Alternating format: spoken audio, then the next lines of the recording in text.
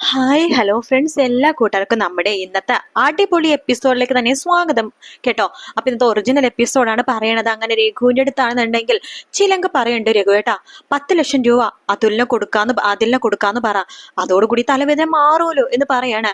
എന്നാ അങ്ങനെ ചെയ്യാലേ? അതെ, അങ്ങനെ ചെയ്യാം. ഇനിയിപ്പൊ അച്ഛനോട് പറയാനൊന്നും നിൽക്കണ്ട. അച്ഛൻ ഇതിനൊക്കെ കാര്യത്തിൽ വേറെ അഭിപ്രായം ഒന്നും പറയാനൊന്നും വരത്തില്ലെന്ന് അച്ഛൻ തന്നെ പറഞ്ഞതാണല്ലോ. അതുകൊണ്ട് ഇനിയിപ്പൊ അതിന്റെ കാര്യത്തിൽ നമുക്ക് എങ്ങനെയെങ്കിലൊക്കെ തലവേദന ഒഴിവാക്കണതാണ് നല്ലത്. അപ്പൊ അവനെപ്പോ സത്യങ്ങളൊക്കെ മനസ്സിലായി. അതുകൊണ്ട് ആ 10 ലക്ഷം രൂപ കൊടുത്ത് ആ തലവേദന ഒഴിവാക്ക്. ശരി, എങ്കിൽ ഞാൻ വിളിക്കാം എന്ന് പറഞ്ഞിട്ട് നമ്മുടെ രഘു അവിടെ നിന്ന് ഇറങ്ങാണ്. നേരെ പോണത് രഘു നമ്മുടെ അങ്കിളുടെ അടുത്തേക്കാട്ടോ. അപ്പൊ അങ്കിളുടെ അടുത്ത് പോയിട്ട് ഇങ്ങനെ പറയുന്നുണ്ട്, 10 ലക്ഷം രൂപ കൊടുക്കാന്നാണ് തീരുമാനിച്ചത് അങ്കിൾ. അപ്പോ അങ്കിളുടെ കയ്യിൽ ഒരു 10 ലക്ഷം രൂപ മറിക്കാനുണ്ടാകോ? ഒരു 2-3 ദിവസം കഴിഞ്ഞാൽ തിരിച്ചു തരാം എന്ന് പറയുമ്പോഴേക്കും, എടാ നീ അങ്ങനെ പെട്ടെന്ന് അവനെ പണം എടുത്ത് കൊടുക്കരുത്. അങ്ങനെ കൊടുത്തു കഴിഞ്ഞാൽ അവൻ വിചാരിക്കുക അവന് നിനക്ക് ഭയങ്കര പേടിയാണെന്ന്. അപ്പൊ അതുകൊണ്ട് അത് വേണ്ട, നമുക്ക് വെയിറ്റ് ചെയ്യാം. 1-2 ദിവസത്തിൽ തന്നെ നമുക്ക് പണം കൊടുക്കാന്ന് വേണ്ടി 1-2 ദിവസം കഴിഞ്ഞിട്ട് കൊടുത്താൽ മതി. അല്ലെങ്കിൽ അവന് ഭയങ്കര പേടിയാണെന്ന് അവൻ അങ്ങ് തെറ്റിദ്ധരിക്കും എന്ന് പറയാണ്. അത് ശരിയാങ്കിളെ, എന്തായാലും 10 ലക്ഷം രൂപ കൊടുത്തിട്ട് അതിന്റെ കേസ് അങ്ങ് വിടാടാ. എന്തിനാ വെറുതെ? അത് അവനെ 10 ലക്ഷം രൂപ കൊടുത്തന പിന്നെ അവനൊരു പ്രശ്നത്തിന് വരില്ലെന്ന് അവൻ പറഞ്ഞതാണല്ലോ. ആദ്യം സ്വർണത്തിന്റെ പകുതി നിനക്കും സ്വർണത്തിന്റെ പകുതി അവനെന്നാണല്ലോ തീരുമാനിച്ചത്. എന്തായാലും ഇനി പ്രശ്നത്തിനൊന്നും വരില്ലെന്ന് പറഞ്ഞ സ്ഥിതിക്ക് അത് കൊടുത്തൊഴിവാക്കണതാ നല്ലത് എന്ന് അങ്കിളും പറയാണ്. അങ്ങനെ ചിലങ്കയും അതുപോലെ തന്നെ നമ്മുടെ അമ്പിളിയും കൂടി ഇങ്ങനെ സംസാരിച്ചുകൊണ്ടിരിക്കുന്ന സമയത്ത് അമ്പിളി പെട്ടെന്ന് മോളെ അന്വേഷിക്കാട്ടോ. മോളെ എന്ന് പറഞ്ഞ് അന്വേഷിക്കുമ്പോ മോളെ അവിടെയൊന്നും കാണുന്നില്ല. പുറകേലും അതുപോലെ മുൻപിലും വരാന്തയിലൊക്കെ നോക്കുന്നുണ്ട്. അവിടെ തന്നെ മോള് ഒന്നും തന്നെ കാണുന്നില്ല. പെട്ടെന്നാണ് അമ്പിളി നോക്കുമ്പോ ഗേറ്റിന് അപ്പുറത്ത് മോൾ കളിച്ചുകൊണ്ടിരുന്ന ബോള് കിടക്കാണ്. അയ്യോ, ഇത് മോളുടെ ബോളാണല്ലോ എന്ന് പറഞ്ഞിട്ട് അമ്പിളി വേഗം ഗേറ്റിന് അപ്പുറത്തേക്ക് കിടക്കാണ്. അയ്യോ, ബോള് എന്റെ മോൾ എവിടെ പോയി? മോളെ മോളെ എന്ന് പറഞ്ഞ് വിളിക്കുകയാണ്. എന്താ ചേച്ചി, എന്തു പറ്റി എന്ന് ചിലങ്ക ചോദിക്കുമ്പോ മോളെ കാണുന്നില്ല. കാണുന്നില്ലെന്നോ? മോൾ അകത്ത് എങ്ങനെ ഉണ്ടാവും, ചേച്ചി നോക്കിക്കേ എന്ന് പറഞ്ഞിട്ട് ചിലങ്കയെ നോക്കുന്നുണ്ട്. പെട്ടെന്നാണ് ചിലങ്ക ചോദിക്കണത്, അല്ല ചേച്ചി, മോളുടെ പന്ത് എവിടുന്നാ കിട്ടിയെന്നാ പറഞ്ഞത്? അത് പുറത്തുനിന്ന്. ഇനി ആരെങ്കിലും അയ്യോ, എന്റെ മോൾ എവിടെ പോയി? ഈശ്വരാ, എനിക്ക് വയ്യാന്ന് പറഞ്ഞിട്ട് അമ്പിളി അപ്പൊ തന്നെ കരച്ചിൽ തുടങ്ങി കേട്ടോ. ചേച്ചി ചേച്ചി വിഷമിക്കില്ല, ഞാൻ നോക്കട്ടെ, ഞാൻ രഘുവേട്ടൻ ഒന്ന് വിളിക്കാം എന്ന് പറഞ്ഞിട്ട് ചിലങ്ക അപ്പൊ തന്നെ രഘുവിന് ഫോൺ വിളിക്കുകയാണ്. അപ്പൊ രഘു ഇങ്ങനെ അങ്കിളത്ത് സംസാരിച്ചുകൊണ്ടിരിക്കുകയായിരിക്കും. അപ്പോ ആ സമയത്താണ് ചിലങ്ക ഫോൺ വിളിക്കണത്. ചിലങ്കയാ വിളിക്കണത്. അമ്പിളി വിളിക്കണതായിരിക്കും ചിലപ്പോ അവളുടെ ഫോണിൽ നിന്ന്. പിന്നെ എടുക്കാം, നമുക്ക് കാര്യങ്ങൾ സംസാരിക്കാം എന്ന് രഘു പറയുമ്പോ അങ്കിള് പറയുന്നുണ്ട്, എടാ ഫോൺ എടുത്തിട്ട് നമുക്ക് സംസാരിക്കാലോ, ചിലപ്പോൾ അത്യാവശ്യത്തിനാണ് വിളിക്കണെങ്കിലോ എന്ന് പറയാണ്. ശേഷം നമ്മുടെ രഘു ഫോൺ എടുക്കാണ്. ഹലോ ചിലങ്കെ, രഘുവേട്ടാ, അതെ, ഇവിടെ ഒരു പ്രശ്നമുണ്ട്. പ്രശ്നമോ? എന്ത് പ്രശ്നം? മോളെ കാണാനില്ലെന്നോ? ഞാൻ വരുന്നവരെ അവളുടെ കളിക്കുന്നുണ്ടായിരുന്നല്ലോ. അതെ, ഇപ്പൊ കാണുന്നില്ല. അവളുടെ പന്ത് റോട്ടിൽ കിടക്കുന്നുണ്ട്. അവിടെ ആരെങ്കിലും കൊണ്ടുപോയതാണെന്ന് പേടിയാവുന്നുണ്ട്. ചേച്ചി ഭയങ്കര കരച്ചിലാണ്. നിങ്ങൾ വിഷമിക്കണ്ട, ഞാൻ ഇപ്പൊ വിളിക്കാം എന്ന് പറഞ്ഞിട്ട് ഫോൺ വെക്കാണ്.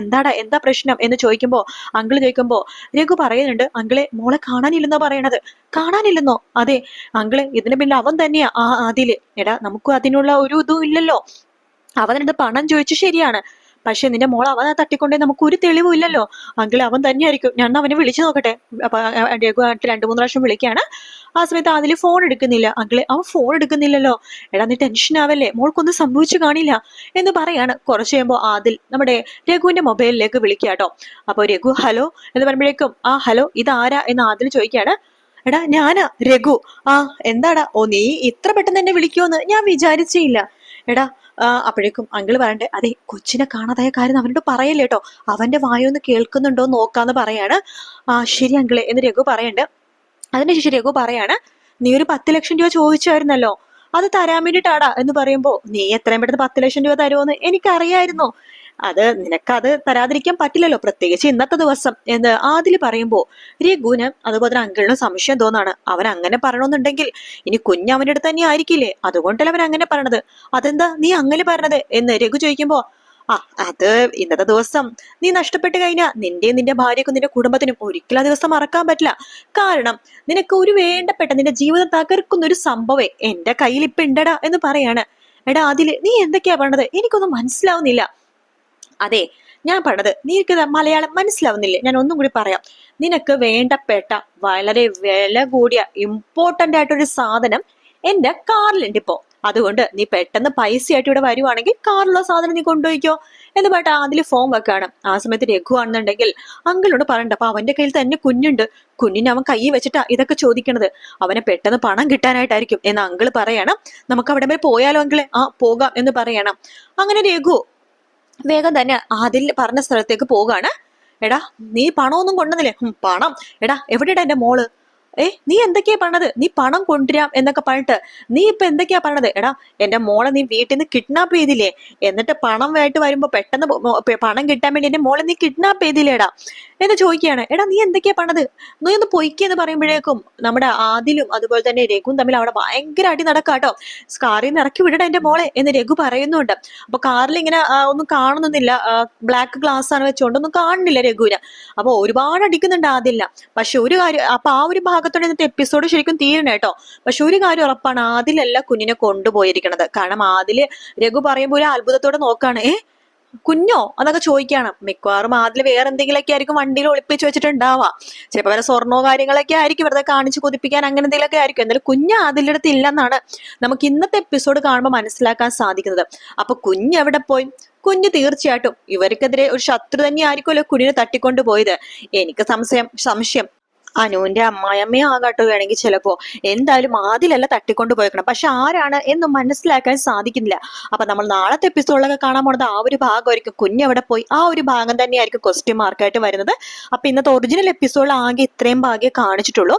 അപ്പോ ഇനിയിപ്പോ കുഞ്ഞിന് ആദിലിന്റെ കയ്യിൽ ഇല്ലാത്തത് കൊണ്ട് തന്നെ ബാക്കി ആരുടെങ്കിലും കയ്യിലുണ്ടോ എന്ന് തീർച്ചയായിട്ടും അവരന്വേഷിക്കും. അനുവിന്റെ അമ്മായിയമ്മക്ക് ആള് കിളവിയും പ്രായമുള്ളവരൊക്കെ ആണെന്നുണ്ടെങ്കിലും പറയാൻ പറ്റില്ല. അവർക്കിപ്പോ നല്ല ശത്രുത കയറിയിരിക്കുന്ന സമയമാണല്ലോ. അവര് ചിലപ്പോ തട്ടിക്കൊണ്ടു പോകാനും സംശയിക്കേണ്ടിയിരിക്കുന്നു. അവരാണെങ്കിൽ കുറച്ചുകൂടി നല്ലതായിരുന്നു. കാരണം അനുവിന്റെ കയ്യിൽ 2 അടി കിട്ടുന്നതൊക്കെ നമുക്ക് കാണാൻ സാധിക്കും. അതല്ലട്ടോ നമുക്ക് ഷമടുക്ക ശരിക്കും പറഞ്ഞാല് അനു ശരിക്കും അടിക്കണ ഭാഗങ്ങളൊക്കെ ഇനി വരുന്നുണ്ട് കേട്ടോ. അനുവിന്റെ അമ്മായിയമ്മേനെ, അതായത് നല്ല രീതിയിൽ തന്നെ പെരുമാറുന്ന ഒരു ഭാഗം കാണിക്കുന്നുണ്ട് നമുക്ക്.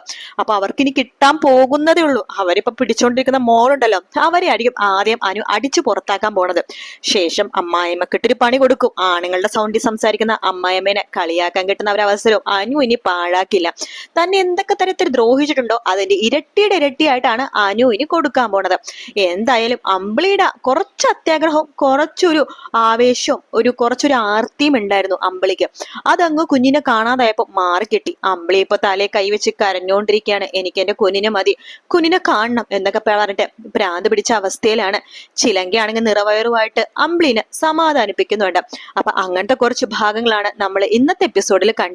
എന്തായാലും നാളത്തെ എപ്പിസോഡിന് വേണ്ടി കാത്തിരിക്കാം ഫ്രണ്ട്സ്. നിങ്ങൾക്ക് ഈ സീരിയൽ ഇഷ്ടമാണെന്നുണ്ടെങ്കിൽ ചാനൽ ഒന്ന് സബ്സ്ക്രൈബ് ചെയ്ത് താഴെ കമന്റ് ചെയ്യണേ. ഈ സീരിയൽ ഇഷ്ടമാണെന്നുണ്ടെങ്കിൽ യെസ് എന്ന് കമന്റ് ചെയ്യണം. ഇഷ്ടമല്ല എന്നാണെങ്കിൽ നോ എന്ന് കമന്റ് ചെയ്യണം. എത്ര പേർക്ക് ഈ സീരിയൽ ഇഷ്ടമാണെന്ന് അറിയാനായിട്ടായിരുന്നു കേട്ടോ. അപ്പൊ നാളെ രാവിലെ തന്നെ മറ്റൊരു വീഡിയോയുടെ റിവ്യൂ ആയിട്ട് വരുന്നതായിരിക്കും. അപ്പൊ എല്ലാവർക്കും ടേക്ക് കെയർ, ബൈ ബൈ.